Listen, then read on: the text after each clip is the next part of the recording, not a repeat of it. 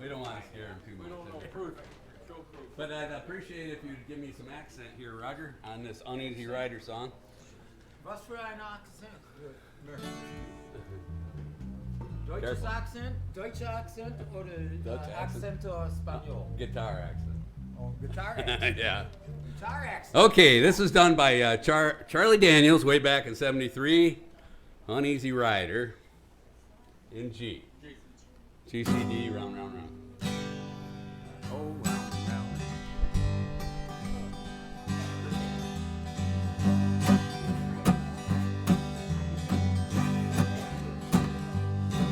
I was taking a trip out to L.A., tooling along in my Chevrolet. I didn't do that right. Let's try it again. Let's start all over again. It's GCD, that's what it is. GCD. Yeah. Well, I was taking a trip out to L.A., tooling along in my Chevrolet, looking out the window and digging on the radio. Just as I crossed that Mississippi line, I heard that highway start to whine, and I knew that left rear tire was about to go. Well, the spare was flat, and I got uptight, 'cause there wasn't a filling station inside, so I just limped down on the shoulder on the rim. I went as far as I could. When I stopped the car, it was right in front of this little bar, according to a kind of redneck looking place called the River Dew Drop Inn. Can't get them words out. Okay, here we go. Well, I stuffed my hair up under my hat, and I told the bartender that I had a flat. Would he be kind enough to give me change for one? Well, there was one thing I was sure proud to see. There wasn't a soul in the place except for him and me, and he just looked disgusted and pointed towards the telephone. I called up a station down the road a ways, and he said he wasn't very busy today, and he could have someone out there in just about 10 minutes or so. He said, now you just stay right where you're at, and I didn't bother to tell the darn fool. I sure as heck didn't have any place else to go. Well, I just ordered up a beer and sat down at the bar when some guy walks in and says, who owns this car, with the peace signs, the mag wheels, and the 4 on the floor.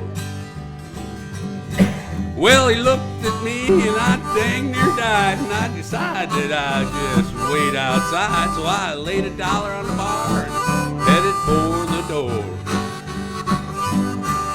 Well, just when I thought I was gonna get out of there with my skin, these 3 big dudes come strolling in, with one old drunk chick and some fella with green teeth.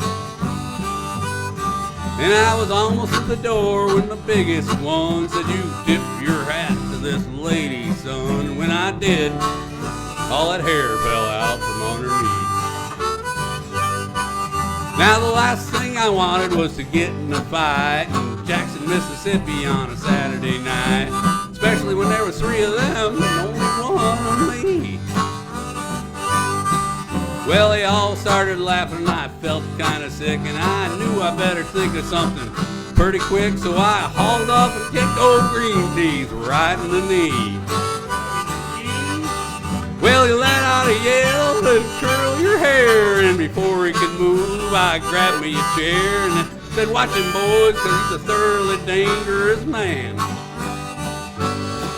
Well, you may not know it, but this man's a spy. He's an undercover agent for the FBI, and he's been sent down here to infiltrate the Ku Klux Klan.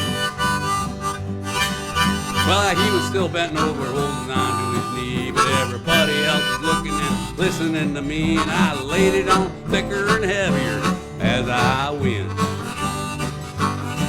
I said, would you believe this man has gone as far as tearing Trump stickers off the bottom of the cars? He voted for Hillary Clinton for president. Them's fighting words. Well, he's a friend of them old long-haired hippie type guys. I bet he's even got a commie flag tacked up on the wall inside of his garage. Yeah, he's a snake in the grass, I'll tell you guys. He may look dumb, but that's just a disguise. He's a mastermind in the ways of espionage.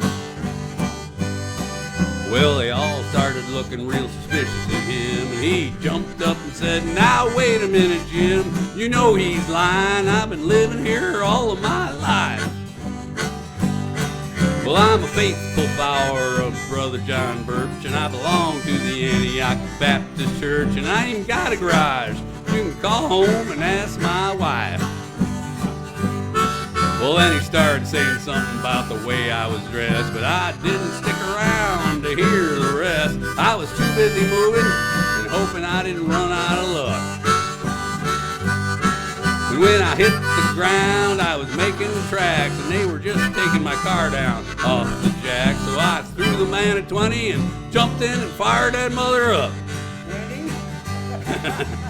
Mario Andretti would have sure been proud of the way I was moving when I passed that crowd, coming out the door and headed for me at a trot. And I guess I should have gone ahead and run, but somehow I just couldn't resist the fun of chasing them all just once around the parking lot. Well, they headed for their car, and I hit the gas and then spun around and headed them off at the pass. I was slinging gravel and putting a ton of dust in the air. When I hit the road, I was really wheeling, had gravel flying and rubber squealing, and I didn't slow down till I was almost to Arkansas.